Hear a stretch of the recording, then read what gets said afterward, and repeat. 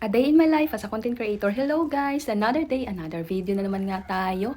So for today's video guys, ay ipapakita ko sa inyo kung ano yung pinapagawa kong shop. Tapos na nga siya at doon na ako ngayon nagtatrabaho. So pupunta tayo ngayon. So ito nga yung ano ko, may backpack pa akong dala. Ayan, hindi ba?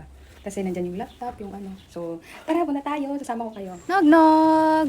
Ala, ang isang mata nog-nog, mutahin si nog-nog.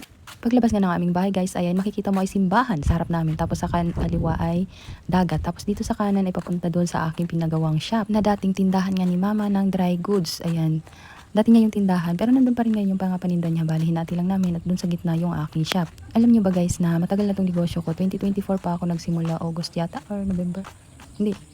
Hindi ko na matandaan, basta nasa ano yun, unang upload ko yun ng negosyo ko. So ayun. Tapos ayun nga guys, hindi ko nga siya napagawan ng shop agad kasi wala akong budget. Ayun, nagpahiram lang sa akin ay ang aking kapatid, si kuya at si ate. Kaya nakapagpagawa tayo. So ayan. Ito nga pala guys ay barangay hall. Ayan, covered court ng barangay hall yan. Tapos madadaanan natin yan papunta dun sa aking shop. So ayun, balik na tayo dun sa aking anong last year pa yung aking negosyo na yan. Tapos hindi nga ako nakakapagpagawa kasi ayun, walang pera. Tapos sa bahay lang muna, sa kwarto ko pa. Tapos ngayon meron na nga tayo nito, itong aking shop na to na pinagawa. So ayan, na-display ko na yung aking mga sample dyan na matagal na din na nakatingga kasi wala nga tayong mapaglagyan. So ayun, bahay nga pala yun ng kuya ko. Yan. Tapos yung talyer nandyan lang din sa tabi nila. Tapos ito yung aking maliit na shop. Ayan. So ayan, tingnan nyo kung anong pangalan yan. Ayan, ano nga ba itong shop ko? Ayan, Sai Prints in Crafts. Ayan.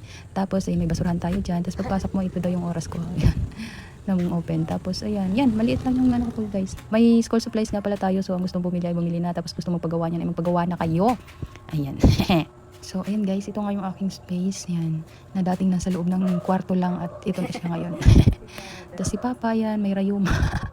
Tapos ayan guys, pagkadating ko nga dito ay nilalapag ko yung aking backpack. Tapos kinuha ko yung aking pamunas at magpupunas-punas nga tayo diyan kasi sobrang alikabok nga dito. So ayan, araw-araw ako nagpupunas dyan tuwing umaga at hapon bago ako umuwi. Kasi talagang maalikabok siya kasi gawa ng tabi ng kalsada nga siya. Tapos ayan, punas-punas lang bago ko ilalagay yung aking ini-sprayan ko pa ng alcohol, di ba? Alcohol ang pag-spray. Tapos, ayun guys, sa mga gusto nga palang magpa-print or naghahanap ng pa-print, Xerox dyan, tapos Rush ID, tapos mga school supplies, meron din pala dito, tapos baka naghahanap din kayo ng ID lace, meron din po ako. Tapos mga pa-print kung ano-ano, lahat ng may kinalaman sa print ay gumagawa po ako niyan. Ayan, para mahanap nyo ay dito nga lang yan sa may taas ng barangay hall, sa tabing kalsada lang ng, tabing highway, ayan. Tapos, sa may lang, harap ng malaking bahay na kulay blue, papuntang barangay hall. Ayan. Tapos dito nga guys, ay nilalagay ko na yung aking tubigan dyan, at saka yung aking laptop ay nilalagay ko na, tiniaayos na. So ayun, ito nga palang negosyo ko guys. Yan, printing business nga pala to na nag-start ito ay 2024, tapos mga August yata. So ayun, ngayon nga lang siya nagawa ng shop kasi nga ay wala tayong pera.